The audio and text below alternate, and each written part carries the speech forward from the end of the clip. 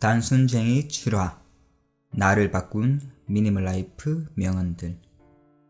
단순하고 소박한 삶을 꿈꾸는 여러분 반갑습니다. 단순쟁이입니다. 100일 비우기 도전 7주차를 시작합니다. 이번 영상에서는 나의 삶을 바꾸게 한 미니멀 라이프 명언들에 대해 이야기해보려 합니다. 누군가 했던 한마디 한마디들이 나의 삶을 깊이 돌아보게 했고 지금의 나를 만들어가고 있습니다.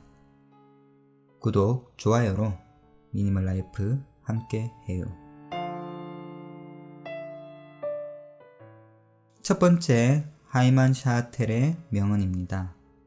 행복은 원하는 것을 손에 넣는 것이 아니라 지금 갖고 있는 것을 원하는 상태다. 비우기 43일차 후라이팬을 하나 비우면서 다시 행복을 생각해 봅니다. 우리는 어렸을 때부터 꿈, 희망이라는 단어로 항상 미래를 위해 무엇인가를 준비했습니다. 저 또한 많은 것을 이루려 했고요. 물건을 대하는 것에서도 마찬가지였습니다. 어린 시절 친구가 가진 장난감부터 소유하고 싶었던 것이 참 많았습니다. 그러나 행복이라는 것은 바로 현재의 나의 모습이었습니다.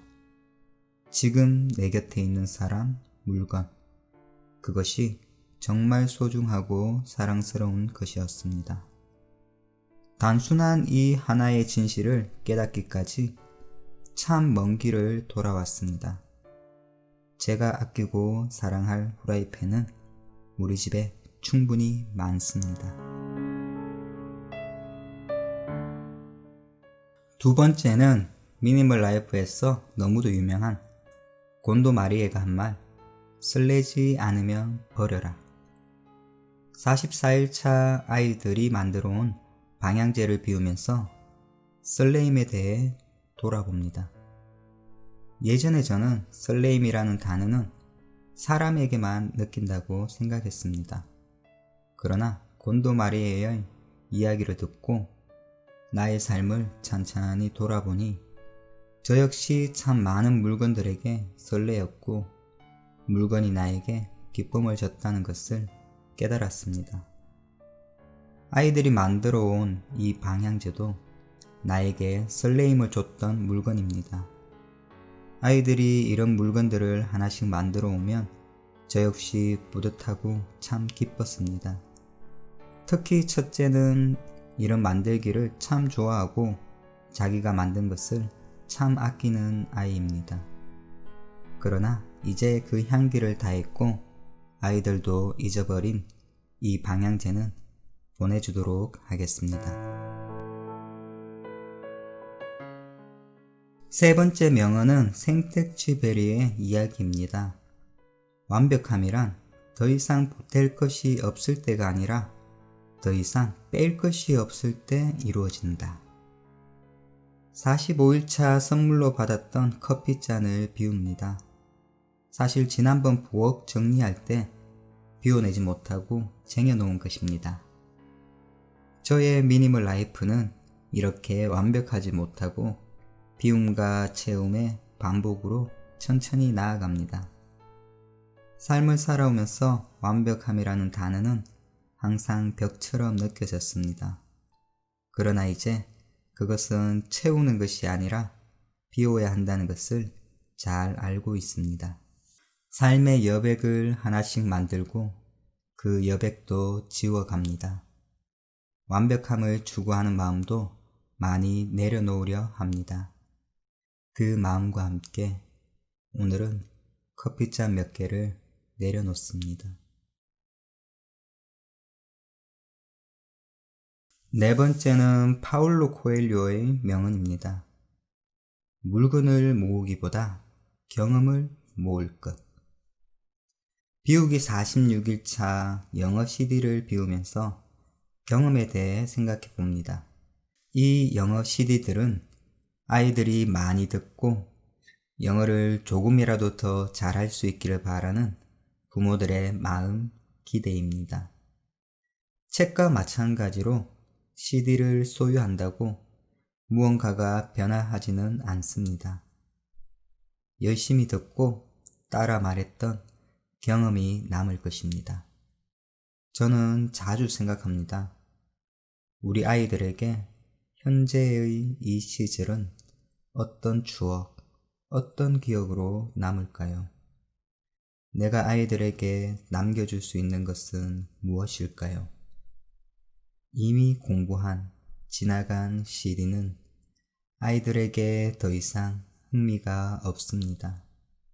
이 CD들은 이제 비우고 아이들에게 행복한 경험을 남겨주고 싶습니다.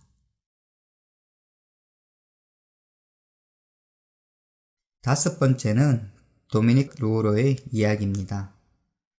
불행한 사람일수록 더 쌓아두려고 한다. 이 문구를 읽는 순간 마음이 참 아팠습니다. 나의 삶, 주변의 삶이 눈앞을 스쳐갔습니다. 47일차 둘째가 자신의 방을 정리하면서 비우자고 필기도구를 건네줍니다. 작아진 몽당연필과 낡은 자. 자기 방을 깨끗하게 정리할 수 있을 정도로 훌쩍 자란 둘째가 대견스러웠습니다. 이 녀석은 자신의 삶을 후회 없이 행복하게 만들어 갈 수 있을까요? 저희 부모님들은 풍족하지는 않았지만 항상 부족하지 않게 저를 키워주셨습니다. 많이 아끼고 나누며 삶을 사셨습니다. 그러나 우리 자식들이 사용했던 물건들이 시골집에 먼지처럼 쌓여 있습니다.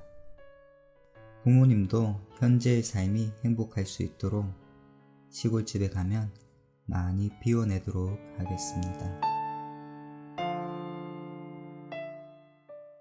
여섯 번째, 유르리 마이의 질문입니다.